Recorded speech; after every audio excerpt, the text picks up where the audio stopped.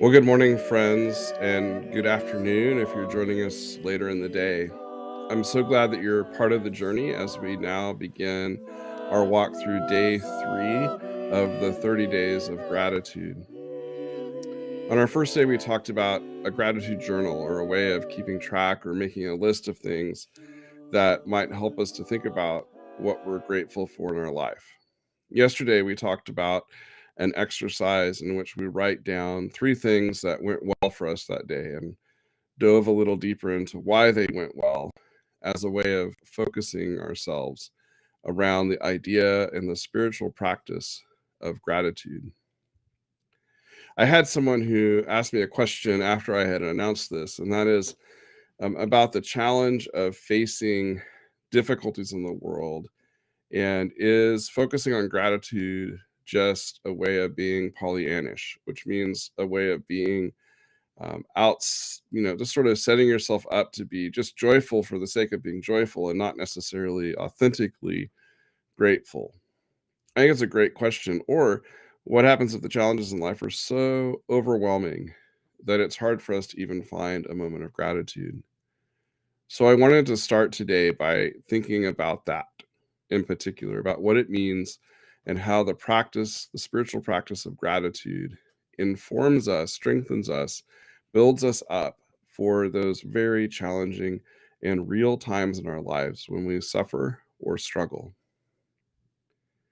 Think of the last 20 months. I know we're all kind of tired about talking about the pandemic, but think about all the things we've gone through and the difficulties and the depression and the lack of social connection and how it seems like every aspect of our life changed, from not being able to eat out to not being able to see movies to not connecting with family and friends over the holidays to being very lonely for some people, um, to our work changing, to how we even where we go and what's open and what's not open, and do I wear a mask or not wear a mask, am I vaccinated, who's not vaccinated, and then all the other stuff that happened.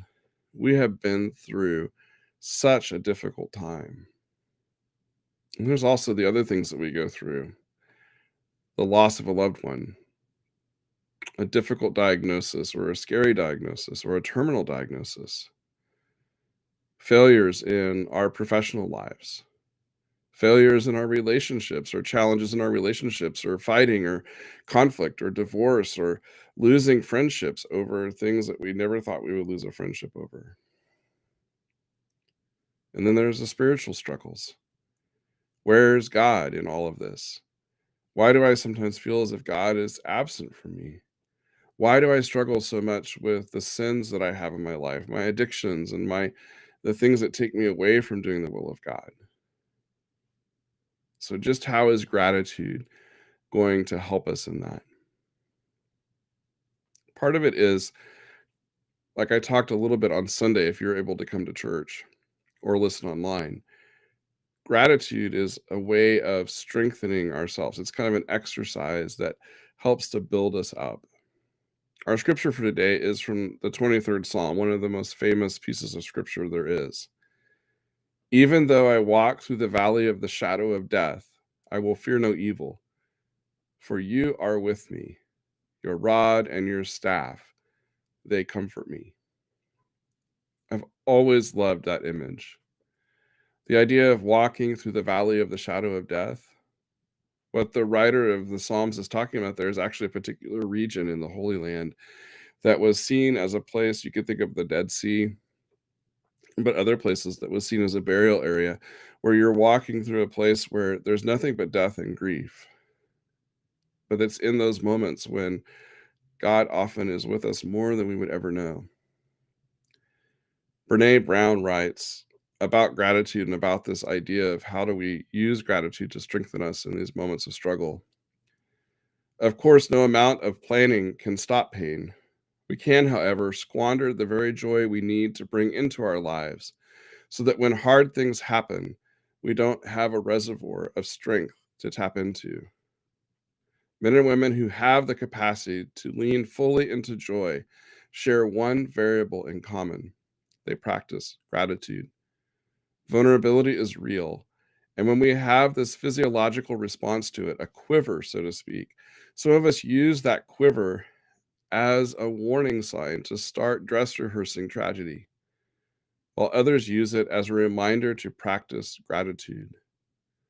Now, in those deeply joyful moments when I feel the quiver, I literally say, I'm grateful for. And sometimes I say it over and over. It's changed my life. Maybe all of us know that kind of quiver or that anxiety or that struggle that we feel, where sometimes we need to strengthen ourselves to find what exactly we can still be grateful for. I think that practice of gratitude, that spiritual practice of living in places where we can find joy, strengthens our body and our mind and our soul for the difficult times. It's almost spiritual exercise, like going to the gym.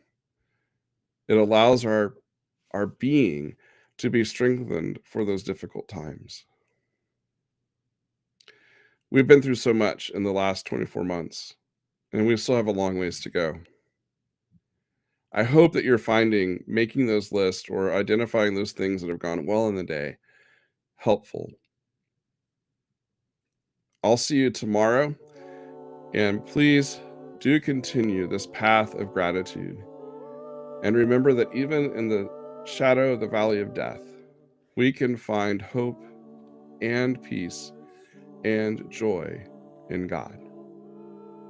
See you tomorrow morning. Amen.